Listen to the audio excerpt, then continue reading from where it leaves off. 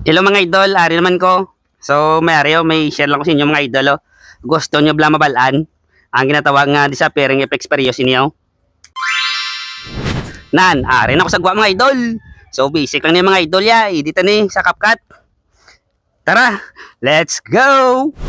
First clip mga idol, record lang talaga gamos iniho, no? Or depende sa inyo kung ano gusto niya nga gimmick, ah. Pagkatapos, exit na ka mo din sa frame. Pagkatapos, kadto ka mo din sa gwa kag mag-acting naman liwat, ah. Or ilis ka mo location kung din gusto nyo, kamo na bahala, ah. Pagkatapos nyo ganun mag-record, proceed na ta sa CapCut, eh.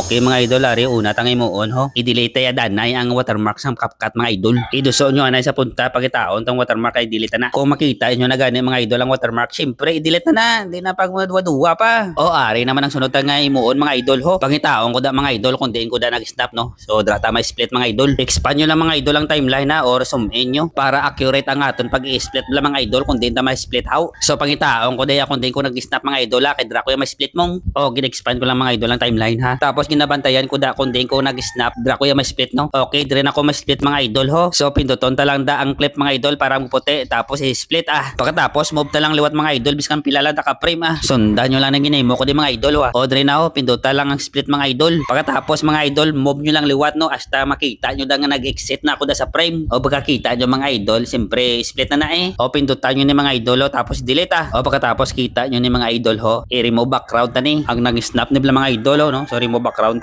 Pindutan ta lang mga idol para magputi no. Tapos pangitaon sa dalom ang remove background o remove BG pindutan lang mga idol ang remove BG. Tapos auto removal pag na-complete na may check na nga green, pindutan nyo ng check para mag-back. Pagkatapos pindutan nyo lang niliwat mga idol para mag-back liwat. Pagkatapos pangitaon tadayon mga idol ang overlay pindutan lang overlay mga idol. Pagkatapos mga idol pindutan nyo niliwat ang naka-overlay para magputi. Kag pangitaon tiya dayon sa dalom ang effects mga idol pindutan lang ang effects mga idol. Tapos pilion nyo body effects mga idol. Tapos pilion nyo ni kay Libreman buinan ko anay gamay ang naka-overlay mga idol Pagkatapos pinduton ko ni mga idol para magputi. Tapos i-splitan ni mga idol. Take note mga idol, dapat gatupong kini sila mga idol ha. Pagkatapos mga idol ginapangita ko na nga ara na ko sa gwa no. Swipe lang palip mga idol hasta makita at ang ginapangita ta. Ari mga idol nakita ko na. Kundi nagapanaggo ko da no orang salo pang ulo ko. Dra ko yung may split mga idol.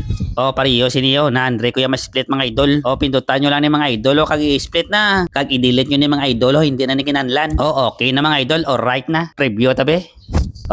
Medyo okay na mga idol. Imuon ta ibutang ta sound effects butang ta di sound effects dire bala sa nag-snap how. Pindutan nyo lang ang audio mga idol pagkatapos sound pindutan nyo man. Pagkatapos i-search ta lang yan kung ano gusto tayo ibutang nga sound effects type nyo lang daw magical disappear sound effects kung nagustuhan nyo ang sound ipindutan lang ang plus Pagkatapos i-timing ta lang diyo sa aton nga video. Hold and drag lang naton mga idol hasta nga ma-timing ta ang ginbutang naton nga sound effects sa aton nga video. Okay na ni mga idol dungang-dungangan nyo lang sound effects no pag i-export Thank you so much gid mga idol sa paglantaw sa ngakon nga ginhimo nga tutorial. Kabay pa may ara ka mo nakuha nga idea no sa mga beginner no sa gusto magtuon kung paano mag-edit gamit ang CapCut sa aton mga cellphone. So salamat gid sa inyo mga idol. Share man tabi, like kag follow nyo man ko mga idol. Suportare man tada ninyo abi sa pamagitan sang inyo nga pag-follow no. Like and share. Thank you so much mga idol sa pag-usik nyo sang oras sa paglantaw sa ngakon nga tutorial. Thank you. Kita-kit sa sunod ko nga tutorial mga idol Salamat gid.